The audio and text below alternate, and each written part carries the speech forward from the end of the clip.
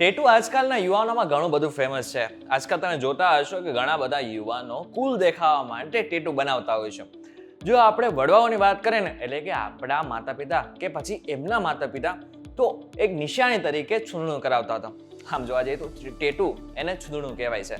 હવે મહત્વની વાત તો એ છે કે આજકાલ ઘણા બધા લોકો શરીરના કોઈ એક ભાગમાં ટેટુ કરાવતા હોય છે, તો વિદેશમાં તો આખા શરીરમાં ટેટુ કરાવી નાખતા હોય છે. પરંતુ એક મિનિટ, જો તમે આગળના સમયમાં ટેટુ કરાવવાના હોય ને, તો એક સાવધાન થઈ જજો, નહીં તો HIV જેવો રોગ પણ થઈ શકે છે. આમ તો જો કે આ બાબતે તમને ખબર પણ હશે, પરંતુ ઘણી બધી વખત આપણને એ પણ નથી ખબર હોતી કે કેવી રીતના આ સોયને લીધે HIV થતો હોય છે. ટેટુ તો બનાવી નાખ્યું આપણે, પરંતુ એ ટેટુના હિસાબે આપણે કેવી રીતના HIV થાય છે અને આપણને ખબર પણ નથી પડતી. જાણીશું દરેક વાત વિગતવારથી.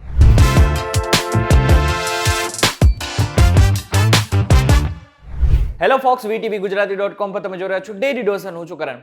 હમણાં થોડા સમય પહેલા કદાચ તમે આ ન્યૂઝ સાંભળી પણ લીધા હશે કે ઉત્તર પ્રદેશમાં એક જ હોસ્પિટલમાં 40 લોકો HIV પોઝિટિવ આવી ગયા. હવે એમાંથી 26 લોકો તો એક જ ગામના હતા.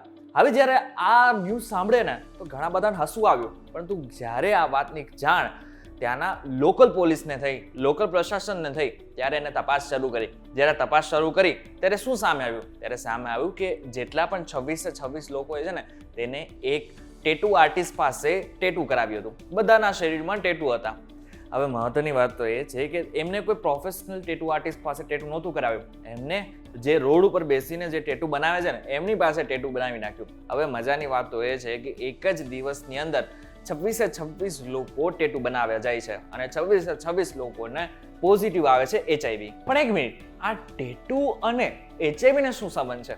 જો હવે તમને કહું. ટેટુ આર્ટિસ્ટ સામાન્ય રીતે હેન્ડલેન્ડ મશીનનો ઉપયોગ કરે છે, જે સિલાઈની મશીનની જેમ કામ કરે છે. મશીનમાં સોય હોય છે, જે ત્વચાને ઘણી વખત વિંધે છે. દરેક સ્ટ્રોક સાથે સોય ત્વચાના ઉપરના સ્તરમાં શાઈના નાના ટીપા નાખે છે અને એક ડિઝાઇન બને છે. હવે ટેટુની શાઈમાં પણ ઘણા બધા કેમિકલ્સ હોય છે, જેમ કે ક્રોમિયમ, મેગ્નીઝ, કાર્સોજેનિક કેમિકલ્સ મોટા ભાગના ટેટુની શાઈમાં જોવામાં આવે છે, જે આપણા શરીર અને ત્વચા માટે ખૂબ જ હાનિકારક છે. આની સાથે સાથે એલ્યુમિનિયમ અને કોબાલ્ટ જેવા કેમિકલ્સ ત્વચાને નુકસાન પણ પહોંચાડે છે. હવે ઘણી બધી વખત આપણે કેવું થાય છે કે રોડ સાઈડ ઉપર જ્યારે જે વ્યક્તિ ટેટુ બનાવવા બેઠો છે ને, હવે એની પાસે આપણે જ્યારે ટેટુ બનાવવા જાય છે ને, ત્યારે એ જે શાઈનો ઉપયોગ કરે છે ને, એ જ શાઈનો ઉપયોગ એના આની પહેલા જે ટેટુ બનાવવા વ્યક્તિ આવ્યો હતો ને, એમાં પણ કરેલી છે. હવે આ ખતરનાક હોઈ શકે છે, કારણ કે આ એક શાઈ આપણા શરીરના અંદરના ભાગ સુધી પહોંચતું હોય છે. હવે એને જ કારણે જે વ્યક્તિને કોઈને કોઈ રોગ છે, હવે એ ટેટુ બનાવે છે, એમાં જે શાઈનો યુઝ થયો છે, હવે એ શાઈનો યુઝ હવે જો તમારામાં કરવામાં આવે, તો જે વ્યક્તિને જે રોગ હતો, એ વ્યક્તિનો રોગ તમારામાં પણ આવી શકે છે. હવે ઉત્તર પ્રદેશમાં પણ આ જ થયું. ઉત્તર પ્રદેશમાં એક વ્યક્તિને HIV હતું. હવે એ HIV વાળો વ્યક્તિ જ્યારે ટેટુ બનાવવા જાય છે, ત્યારે ટેટુ તો બની જાય છે, પરંતુ હવે જે વ્યક્તિ ટેટુ બનાવીને આપ્યું છે, એ વ્યક્તિ સ્યાય નથી બદલતો, નથી સોય બદલતો, અને પછી બીજા 26 લોકોને ઇન્ફેક્ટેડ કરી નાખે છે.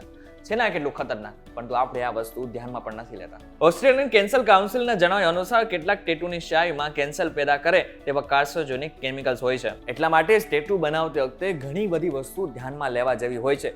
એટલા માટે જ કુલ દેખાય છે, સારી વાત છે. તમારે લોકોને દેખાડો કરવો છે, સારી વાત છે. પરંતુ એક મિનિટ, આ તમારો દેખાડો કરવામાં ક્યાંક તમારી જિંદગી ટૂંકાવી ન નાખતા.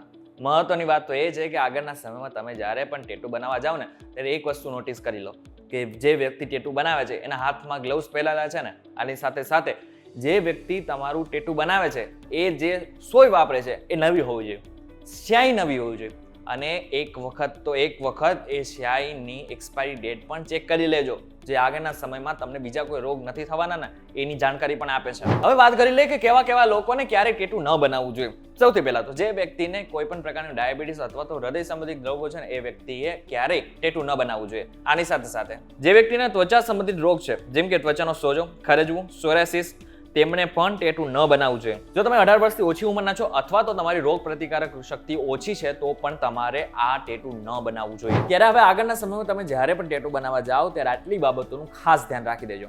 એક વાત સમજી લો છો, અમે તમને એ વસ્તુ કરતા રોકવા નથી માંગતા કે જે તમારો શોખ છે. ચોક્કસથી તમારી ઈચ્છા છે ટેટુ બનાવવાની, બનાવો. તમારે જેટલા પણ ટેટુ બનાવવા છે, બનાવો.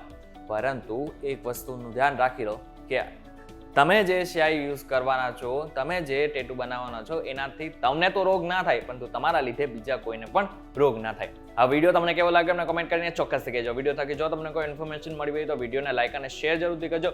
તો આવા જ ઇન્ફોર્મેટિવ વિડીયોઝ માટે VTVGujarati.com સાથે જોડાયેલા રહેજો. અને હા, એક મહત્વની વાત, અમારી વોટ્સઅપ ચેનલ પણ છે કે જેમાં અમે તાજેતરના બધા જ અપડેટ આપતા રહેતા હોઈએ છીએ. એટલા માટે જ જો તમારે મારી વોટ્સઅપ ચેનલ સાથે જોડાવવું ને તો લિંક મેં ડિસ્ક્રિપ્શનમાં આપેલી છે, ત્યાંથી તમે ડાયરેક્ટ અમારી વોટ્સઅપ ચેનલ સાથે જોડાઈ શકો છો. ફરી મળીશું એક નવા વિડીયો સાથે, નવા કોન્સેપ્ટ સાથે. ત્યાં સુધી મને રજા આપો. નમસ્કાર.